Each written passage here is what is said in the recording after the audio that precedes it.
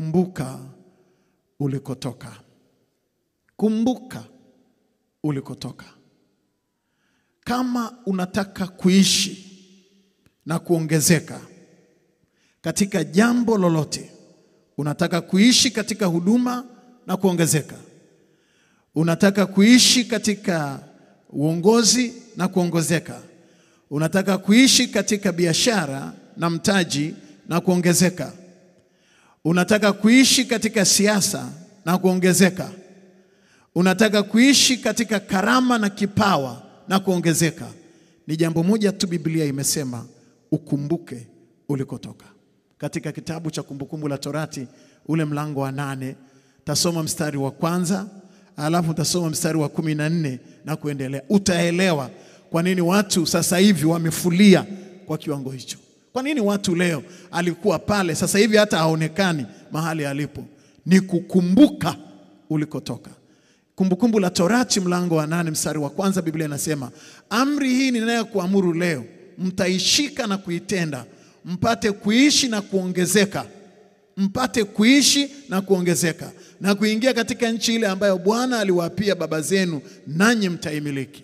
Mstari wa 14, basi hapo moyo wako usiinuke ukamsahau Bwana Mungu wako aliyekutoa katika nchi ya Misri na katika nyumba ya utumwa, aliyekuongoza katika jangwa lile kubwa lenye kitisho, lenye nyoka za moto na nge, nchi ya kiu isiyokuwa na maji, aliyekutolea maji katika mwamba mgumu, aliyekulisha jangwani kwa mana wasioijua baba zako, apate kukutweza, apate kukujaribu, ili kukutendea mema mwisho wako. Hapo usiseme moyoni mwako, nguvu zangu na uwezo wa mkono wangu ndio ulionipatia utajiri huo, bali utamkumbuka Bwana Mungu wako, maana ndiye akupae nguvu za kupata utajiri, ili afanye imara agano lake alilowapa baba zako, kama ilivyo leo. Bali utamkumbuka Bwana Mungu wako. Ukikumbuka mahali ulikotoka, ukakumbuka siku ambayo ulifeli mtihani na ukaona kabisa unaenda kupoteza nafasi ya kuendelea kuwa chuoni, unaenda kudisco, lakini Mungu akakusaidia ukasapua, na leo katika degree hiyo ya machozi ndiyo imekupa nafasi ya kazi mahali fulani. Ukakumbuka ulikotoka, ukakumbuka Mungu ambaye amekusaidia katika maisha yako. Mlizaliwa wengi pale kijijini, kijiji unachotokea. Wengine hawakwenda wakafikia mahali ambako umefikia, lakini kumbuka mahali ulikotoka. Watu wengi hawakumbuki walikotoka.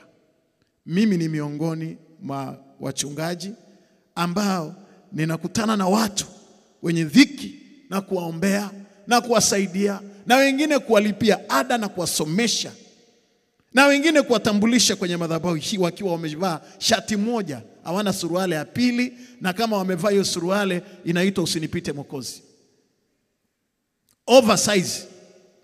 Nimetambulisha watu hapa walikuwa wana sura za kizee, sasa hizi naona wamekuwa vijana, lakini wamesahau Mungu. Walichomoka, wengine wamechomoka na vitu vya ajabu. Amekutana na dada mweupe tu amejipaka mkorogo, yani ameniacha mimi na Mungu hapa madhabahuni, ameondoka na mkorogo. Kumbuka ulikotoka. Kumbuka ulikotoka.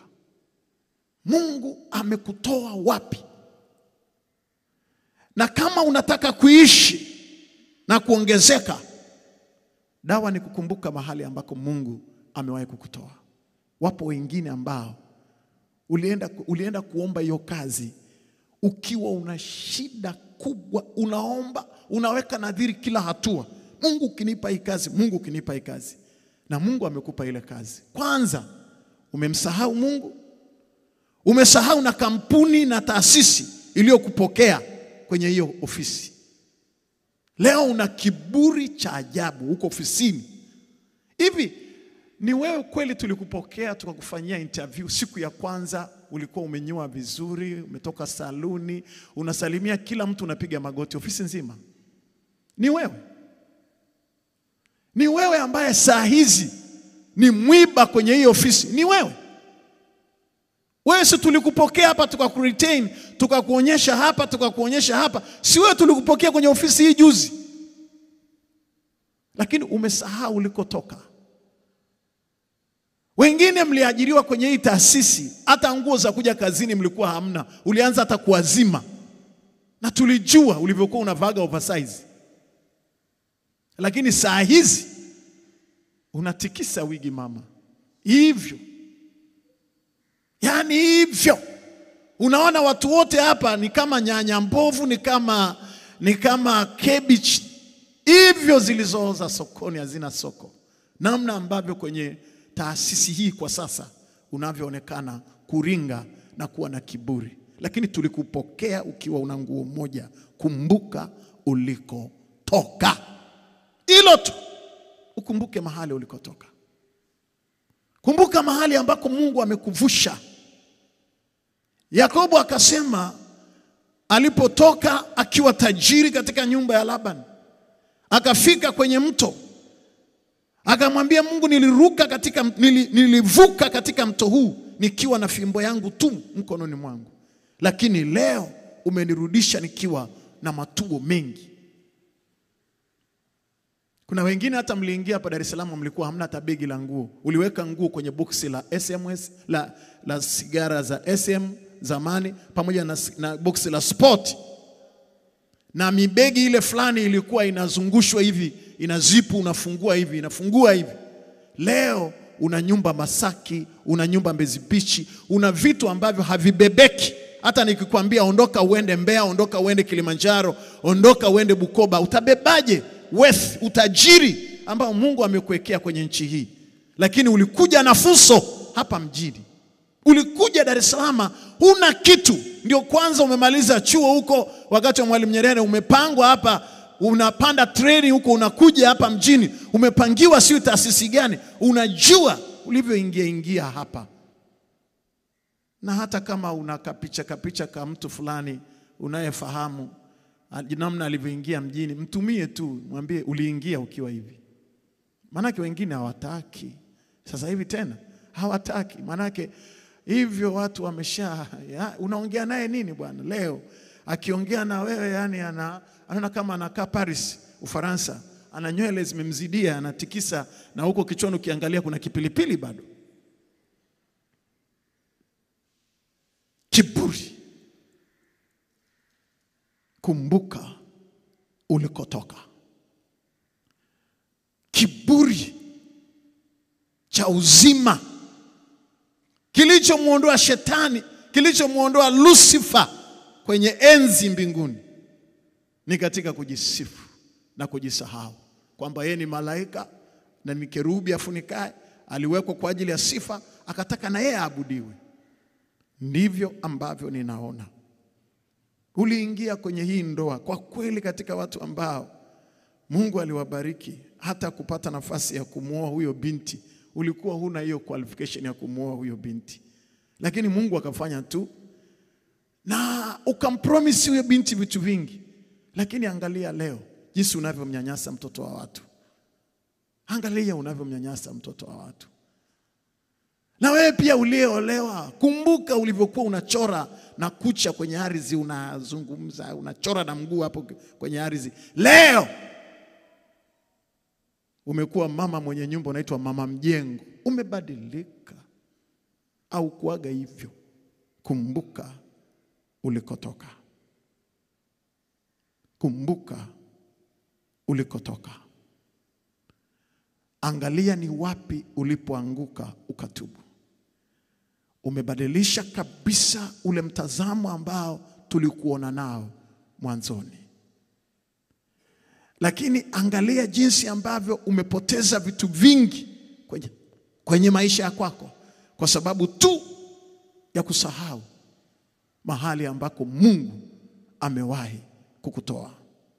Katika kitabu cha Kumbukumbu la Torati nitakuomba uandike somewhere mlango wa 28. Hiyo ni homework. Nenda kasome. Soma baraka za wale watakaomkumbuka Mungu katika maisha yao. Alafu usome zile laana za wale ambao watamsahau Mungu kwenye maisha yao, na watasahau walikotoka. Ukisahau ulikotoka, maisha yako nenda kayapime. Katika kitabu cha Kumbukumbu la Torati 28 imegawanyika baraka na laana. Alafu wewe utaangalia upo wapi. Uko kwenye lile eneo la baraka, utabarikiwa mjini, utabarikiwa kijijini, utabarikiwa wingi hapo, utabarikiwa utokapo, kila utakalolifanya litafanikiwa kama utakumbuka ulikotoka. Na hapo chini pana laana ya kwamba mbingu zitafanyika kuwa shaba na ardhi itafanyika kuwa chuma kama utamsahau Mungu aliyekutoa mahali fulani. Na Waswahili wameamua kusema pata fedha tufahamu tabia yako. Maana yake mtu akiwa hana kitu ana tabia nyingine, na akipata anabadilika, anakuwa na tabia nyingine. Kumbuka ulikotoka. Wengine hata mlisomeshwa na sadaka kanisani. Inawekwa kikapu hapo, unachangiwa ili uende shule. Lakini baada ya hapo wala hujui kama uliwahi kusomea sadaka. Hata kanisani ukanyagagi tena. Hata huo mpango wa mambo ya Mungu hata kidogo. Yani hauna tena hiyo sababu. Kumbuka ulikotoka. Na hapa duniani kama unataka kwenda mbali, ukumbukage tu Mungu alikutoa wapi. Nimeona jinsi ambavyo watu wengi wamesahau walikotoka na wakabeba machungu. Na hata inawezekana mateso unayopitia saa hizi, hasara unayopitia, fedheha unayopitia, ukaufu na jangwa unalopitia, huzuni unayopitia na aibu unayopitia saa hizi ni matokeo ya kusahau ulikotoka. Mtu ambaye anakumbuka alikotoka anajituma, anatumia muda wake to the maximum, ana discipline, anajua ni nani wa kumwambia shikamo na ni nani wa kuitikia marahaba, anajua ni jinsi gani anaingia, anatoka. Hata mtu akimuona hivyo anasema fulani anajitambua, anaonekana kabisa. Hata hapa kanisani kuna wengine na waangalia, najua hii type hii design hii ya binadamu, hii species hii aina imesahau mahali alipotoka. Na mtu aliyesahau mahali palipotoka ni mbaya mno. Lakini adhabu yako, destiny yako imeandikwa kwenye kitabu cha Kumbukumbu la Torati 28. Never miss. Kumbukumbu la Torati mlango wa 8 nimesoma, na Kumbukumbu la Torati mlango wa 28. Hiyo ifunge kwenye kinywa, kwenye shingo yako kama cheni ya dhahabu. Tembea nayo, ujue ya kwamba Mungu ni Mungu aliye hai. Wengine hata ukimwambia uko wapi tena siku hizi, hana mpango na wewe. Na kitu kingine cha kupima wachungaji, mimi nimekuwepo kwenye hii madhabahu. Ukimwombea mtu ukaona amerudi, ujue hiyo shida yake bado haijaisha. Ila ukimwombea mtu ukaona hajarudi tena, ujue ameenda kubarikiwa. Kwa maana ni mpaka tena apate tatizo ndio utamuona kanisani anakuja tena. Mchungaji, nilienda nikafanikiwaga sana wakati ule ulivyoniombea, nilibarikiwa sana, lakini bwana sijui nilijikwaa wapi, halafu tena sijui nilipata kisirani gani, nafikiri watu walionionea wivu, nafikiri nililaaniwa, halafu kwetu bwana kuna laana. Hamna laana yoyote. Ya kwako imeandikwa kwenye, umelaaniwa na Biblia kwenye kitabu cha Kumbukumbu la Torati mlango wa 28 Kumbukumbu la Torati. Acha mizimu kuisingizia, acha shetani kumsingizia uongo, utakwenda kuhukumiwa na shetani mbinguni. Acha hiyo habari ya kumsingizia shetani, acha. Imeandikwa katika kitabu cha Kumbukumbu la Torati mlango wa 28 na mlango wa 8. Hapo Mungu hana huruma juu ya kiumbe mwanadamu ambaye anasahau mahali alipotoka. Kumbuka ulikotoka. Tumsifu Yesu Kristo.